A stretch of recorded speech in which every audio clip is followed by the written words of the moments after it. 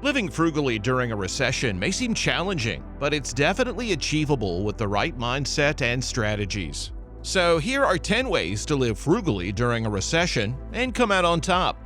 Number 1. Diversify your investments. To secure your financial future, it's essential to not only diversify your income streams, but also diversify your investments. Relying heavily on the stock market can be risky, as an economic downturn could lead to financial devastation if your money is all tied up in one type of investment. Therefore, diversifying your portfolio is crucial. Take a closer look at your investment portfolio and ensure that your investments are spread across various industries and different types of assets. This way, when the market experiences a downturn, your investments won't be as severely impacted and you won't suffer significant losses. There are numerous investment options available for diversification. Real estate, including property such as homes, condos, and land, is a popular investment that typically appreciates over time. Investing in stocks, particularly the stock market index, is an excellent way to grow your portfolio. Additionally, bonds are a good source of income. To further mitigate the risk of an economic downturn, you can consider investing in international markets, which can help reduce your vulnerability to market fluctuations. Number 2. Reduce your cell phone plan. During a recession, downsizing your cell phone plan to its bare minimum is a fast and efficient way to save money, especially if you own your own phone. It's worth considering if you have a Wi-Fi connection at home, how much cellular data do you actually need? By reducing your mobile data usage, providers such as Google Fi or Mint Mobile can bring your monthly expenses down to roughly $50 to $30 per line. Furthermore, if you spend the majority of your time at home and are connected to Wi-Fi, this should not have a significant impact on your service quality. Number 3. Stop overspending on groceries. Reducing your grocery bill is one of the easiest ways to cut down on monthly expenses.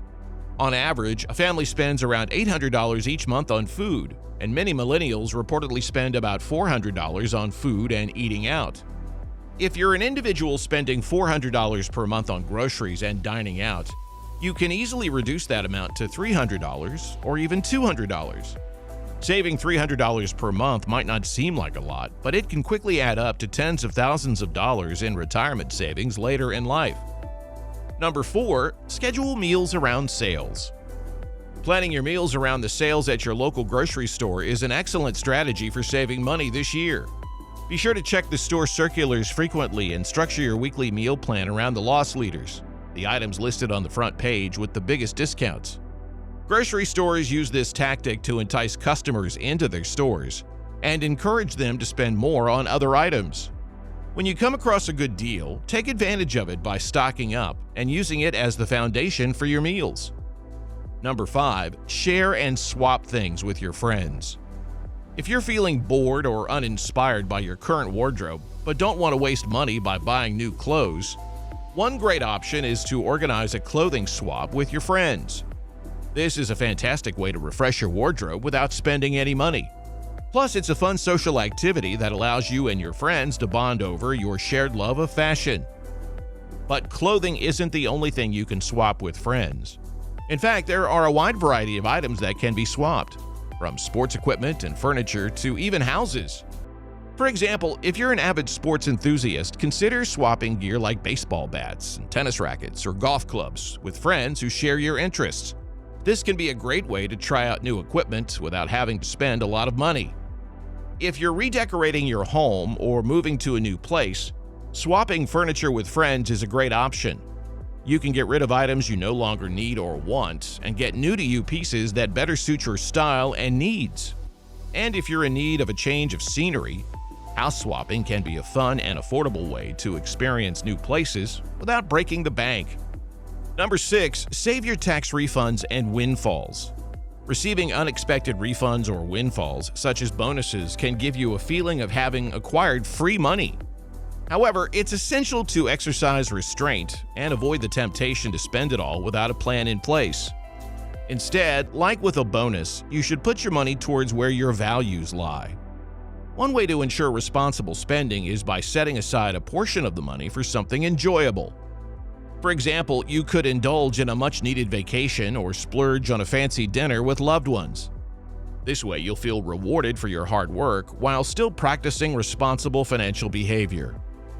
However, the bulk of the money should be saved or used to fund a more significant goal. Perhaps you could put the money into your emergency fund or invest it in your retirement account. Alternatively, you could use it to pay off high-interest debt, such as credit card balances or student loans, or put it towards a long-term goal such as purchasing a home. By investing the majority of your windfall in a responsible manner, you'll be able to reap the benefits of your hard-earned money in the future. Number 7, learn how to make passive income. Passive income is an invaluable resource that can provide a sense of financial security and freedom. Essentially, passive income refers to money earned on a recurring basis, even without active involvement. There are several ways to generate passive income, such as making money online. House hacking is another popular method of generating passive income. This strategy involves purchasing a multi-unit property and renting out the additional units while living in one. By doing so, you can generate enough rental income to cover your mortgage and other expenses, essentially living rent-free while also building equity in the property. Number 8, live within your means. If you cultivate the habit of living within your means every day, even during times of plenty, you're less likely to accumulate debt when prices for gas and food increase, and more inclined to adjust your spending in other areas to compensate. If you can't pay off the debt immediately, it only begats more debt. So if you think gas prices are high, wait until you're paying a 29.99% annual percentage rate on a credit card purchase. To take this principle further, consider becoming a one-income household if you're married and both working. During times of abundance, this tactic can help you save a considerable amount of money. Imagine how quickly you could pay off your mortgage, or how early you could retire if you had an additional $40,000 a year to save. If difficult times arise and one spouse loses a job, you'll be prepared since you're already used to living on one income. Number 9, be real about risk tolerance. While investment gurus may suggest certain asset allocations based on age, it's important to listen to your own instincts.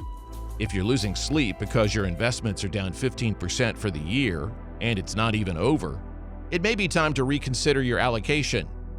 The purpose of investing is to provide financial security, not panic. However, it's crucial not to sell while the market is down, as doing so will solidify your paper losses. Instead, wait for market conditions to improve before trading in some of your stocks for bonds, or exchanging risky small-cap stocks for less volatile blue-chip stocks.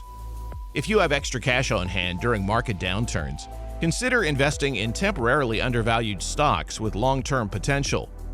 Buy low so that you can sell high later or hold on to them for the long term. Avoid overestimating your risk tolerance, which could lead to poor investment decisions. Even if you're supposed to have an 80-20 stock-bond allocation based on your age, you won't see the intended returns if you sell during a market downturn. Asset allocation guidelines are designed for those who can ride out the market's ups and downs. Number 10, use your local library. One of the best options available to you is to rent out all of your favorite books at your local library. This is a fantastic way to indulge in your love of literature without having to spend a lot of money on purchasing each book. Libraries are typically stocked with a wide variety of books, from classic literature to modern bestsellers and everything in between. Therefore, you're sure to find something that piques your interest. In addition to renting out books, some libraries also offer the option to rent out electronics, such as projectors and virtual reality headsets. This is a great option for those who are looking for unique ways to spend their free time, or to supplement their education or work.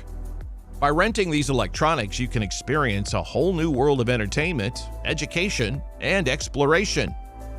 With that said, thank you for watching. Be sure to hit that subscribe button and stay tuned for more. And if you found this content helpful, give the video a like. See you in the next video. Till then, take care.